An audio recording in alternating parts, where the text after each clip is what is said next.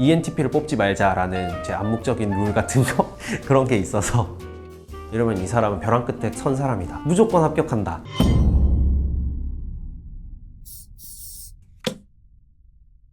많은 분들이 이제 변호사가 되면서 법무법인의 면접을 볼 때 어떤 걸 준비를 해야 되고 뭘 물어볼까 되게 궁금하신 분들이 많을 것 같은데, 제 경험에 바탕을 해서 저는 어떤 질문들을 받아봤는지, 그리고 지금 생각해 봤을 때 변호사가 지원을 해가지고 면접하는 과정에서 어떤 이야기를 하면 좋을지, 자기소개서에는 무슨 내용이 들어가면 좋을지를 제가 한번 이야기를 해보도록 하겠습니다. 로스쿨에 들어갈 때 가장 중요한 거는 리트라고 부르는 법학적성 시험에서 점수를 잘 받고 제 학부 경험과 어떤 스펙을 쌓았던 내용들을 잘 녹인 자기소개서를 제출을 해서 이제 학교로부터 서류 전형에 합격하였으니까 면접을 보러 오라 라는 이제 문자를 받아야지 이제 면접을 보게 되는데요. 면접에 가서 되게 통상적인 걸 많이 물어보셨던 것 같아요. 교수님들 입장에서는 이 학생이 들어와서 우리 학교의 변호사 시험 합격률을 높여줄 수 있는 학생인가를 보신다고 저는 생각을 하거든요. 제가 친하게 지내던 어떤 교수님 말씀을 들어보면은 자기는 뽑을 때 회사를 그만두고 온 학생을 선호한다 라는 말씀을 하신 적이 있거든요. 내가 다니던 회사를 그만두고 왔다? 근데 만약에 지켜야 될 가정까지 있다? 이러면 이 사람은 벼랑 끝에 선 사람이다, 무조건 합격한다 라는 생각을 가진 교수님이 있을 정도로, 교수님들은 이 학생이 와서 말을 잘 듣고 수업을 잘 따라갈 것인지, 그리고 다른 학생들하고 분란을 일으키지 않고 잘 어울려서 3년 과정을 잘 끝내고 난 다음에 우리 학교의 변호사 시험 합격률을 높여줄 수 있을 것인지를 많이 보시는 것 같아요. 그래서 통상적으로 물어보는 거 우리 학교에 왜 지원을 했습니까? 이런 상황이 있을 때 어떻게 하실 건가요? 이런 것들을 많이 물어보시는 걸로 알고는 있는데, 그런 것보다도 사실 교수님들이 봤을 때 이 학생은 말을 잘 듣겠다, 공부를 잘 하겠다 라는 거를 많이 보시는 것 같더라고요.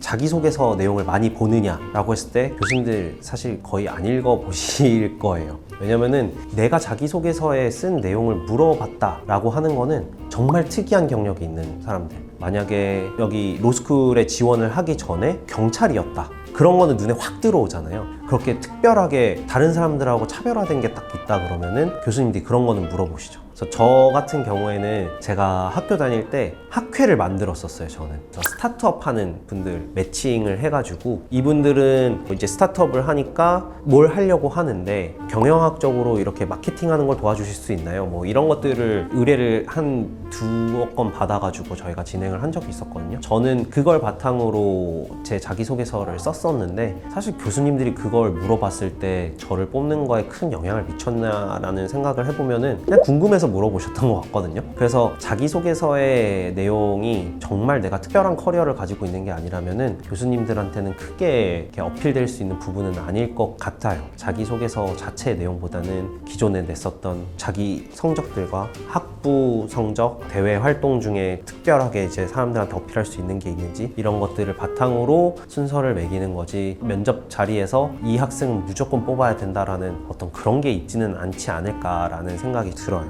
서류 전형하고 면접 전형 중에 합격하는 데 있어서 더 중요한 게 있냐라고 하면은 누구나 처음 보는 자리에서 말을 잘하는 사람을 뽑으려고 할 거잖아요. 그래서 면접 자체는 내가 성실하게 공부할 수 있는 사람이고 트러블 없이 3년 과정을 잘 마칠 수 있는 사람이다 라는 거를 잘 보여줄 수 있을 정도만 되면 되는 거지, 제가 생각했을 때 면접 전형보다는 서류 전형이 더 중요할 것 같아요. 교수님들이 법조계 상황이나 이런 것까지 물어보지는 않을지, 그래서 내가 이런 걸 공부를 해가야 되지 않을지 라는 것도 궁금해 하실 수 있는데, 내가 면접을 기다리고 있는데 큰 이슈가 뭐가 있다 라고 한다 그러면은 그거에 대해서 법적인 걸 괜히 아는 척 하는 것보다는 이런 이슈에 대해서 내가 생각을 해봤을 때는 이런 것 때문에 이러한 이유로 잘못된 것 같습니다, 이게 어떻게 해야 될 것 같습니다 라는 이야기를 논리적으로 구성을 하는 게 중요한 거지, 법리적인 걸 검토해서 가져가겠다라는 욕심을 가지면 안 될 것 같아요. 교수님들은 이 학생이 논리성을 가지고 나의 질문에 대답을 잘 하고 있는지를 보실 거기 때문에 큰 이슈가 있다라면 그런 것 정도는 참고를 해서 내가 준비를 해가면 좋지 않을까라는 생각이 저는 듭니다.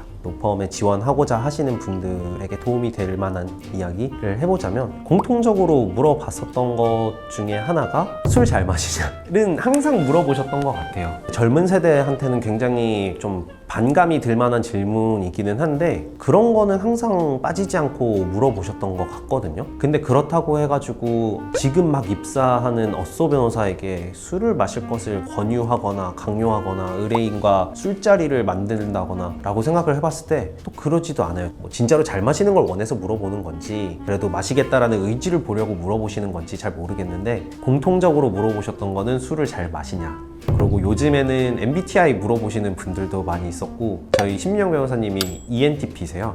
신 변호사님께서 워낙 자유분방하신 성격이시다 보니까 ENTP를 뽑지 말자라는 제 암묵적인 룰 같은 거 그런 게 있어서 MBTI 같은 것도 한 번씩 물어보긴 하는데 사실 그게 중요한 부분은 아니기는 하죠. 이 회사에 왔을 때 뭘 하고 싶어서 왔냐를 물어보는 게 가장 물어보고 싶은 질문이자 공통적인 질문인 것 같아요. 우리 회사 왜 왔니? 우리 회사 뭐 하는 데인지 알아? 를 가장 중요하게 보시는 것 같은데 저도 면접에 한번 들어가 본 적이 있거든요. 여기가 어떤 곳인지 모르고 오시는 분들도 있어요. 괜찮은 스펙이고 이래서 지원서를 잘 써가지고 면접 보라고 오라고 하니까 왔는데 막상 이 회사에 대해서는 아무것도 찾아보지 않고 오신 분들도 계시는 거죠. 근데 의외로 그런 분들이 꽤 계셔서 전 좀 놀랐었거든요. 얘가 진짜로 우리 회사에 오고 싶어서 온 건지 그런 거를 걸러보기 위해서 우리 회사에 왜 왔는지 어떤 걸 하고 있는 회사인지는 알고 왔는지를 많이 물어보시는 것 같아요. 자기소개서의 내용이 특별히 입사하는 데 있어서 신입 변호사에게 큰 영향을 미친다?